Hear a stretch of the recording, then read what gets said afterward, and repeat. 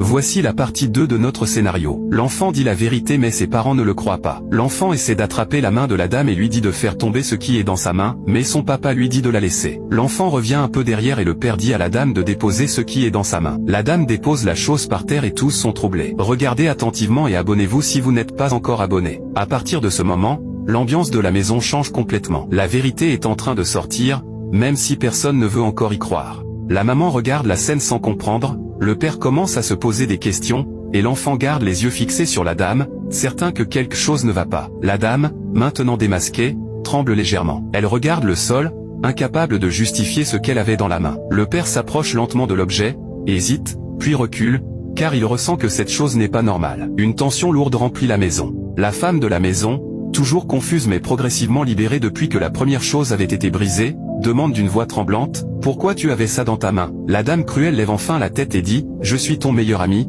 non, pourquoi tu me demandes ce que je viens faire dans ta maison ?» Une réponse froide, irréelle, pleine d'hypocrisie. Mais cette fois, personne ne la croit. Le mari comprend que l'enfant avait raison depuis le début. Il regarde son fils avec regret et dit doucement, « Tu nous avais prévenus. » La tension monte encore lorsque la maman commence à retrouver des sensations, des pensées et des souvenirs qu'elle avait comme perdus depuis des semaines. Elle serre sa tête entre ses mains et dit, « Mais qu'est-ce qui m'arrivait? Pourquoi je ne me reconnaissais plus ?» L'enfant, courageux, s'avance et dit, « Maman, elle voulait te prendre ton mari. Elle a fait des choses contre toi. » Cette fois-ci, la maman l'écoute. Sa respiration change, ses yeux deviennent rouges, non pas de colère seulement, mais de douleur, de trahison. Elle regarde son meilleur ami droit dans les yeux et dit, « Toi, tu m'as fait ça? Toi que j'aimais comme une sœur ?» La dame détourne le regard, agitée, incapable de parler. Elle tremble, parce qu'elle sait que tout est fini. Le mari, furieux mais choqué, s'avance à son tour, « Comment tu as pu entrer dans notre foyer pour détruire notre famille ?» La dame ne répond pas. Elle reste figée. Sa vraie nature vient d'être révélée. Les parents,